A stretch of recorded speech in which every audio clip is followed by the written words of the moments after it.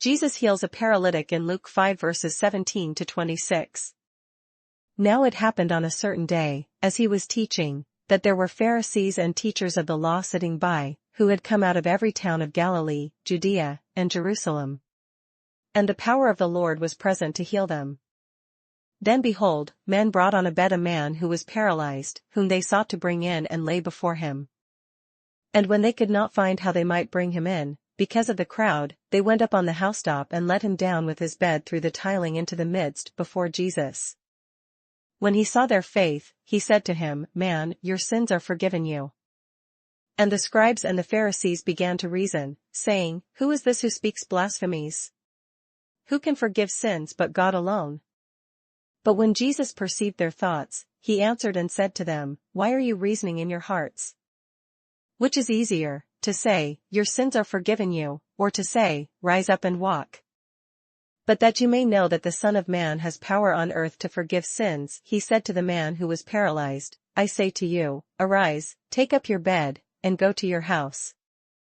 Immediately he rose up before them, took up what he had been lying on, and departed to his own house, glorifying God. And they were all amazed, and they glorified God and were filled with fear, saying, We have seen strange things today. Jesus heals a paralytic in Mark 2 verses 1 to 12. And again he entered Capernaum after some days, and it was heard that he was in the house. Immediately many gathered together, so that there was no longer room to receive them, not even near the door. And he preached the word to them. Then they came to him, bringing a paralytic who was carried by 4 men.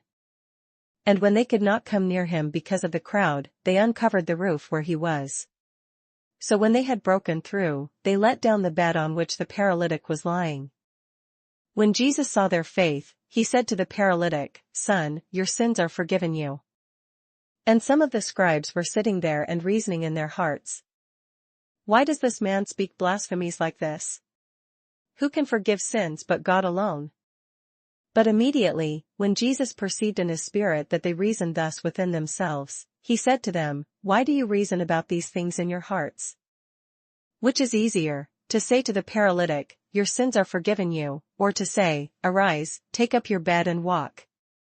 But that you may know that the Son of Man has power on earth to forgive sins, he said to the paralytic, I say to you, Arise, take up your bed, and go to your house. Immediately he arose, took up the bed, and went out in the presence of them all, so that all were amazed and glorified God, saying, We never saw anything like this. Jesus heals a paralytic in Matthew 9 verses 1 to 8. So he got into a boat, crossed over, and came to his own city.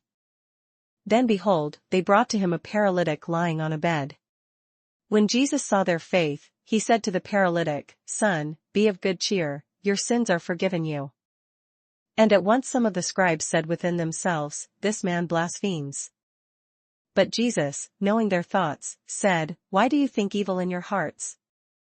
For which is easier, to say, Your sins are forgiven you, or to say, Arise and walk?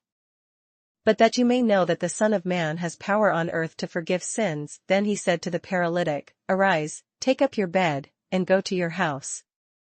And he arose and departed to his house. Now when the multitude saw it, they marveled and glorified God, who had given such power to men.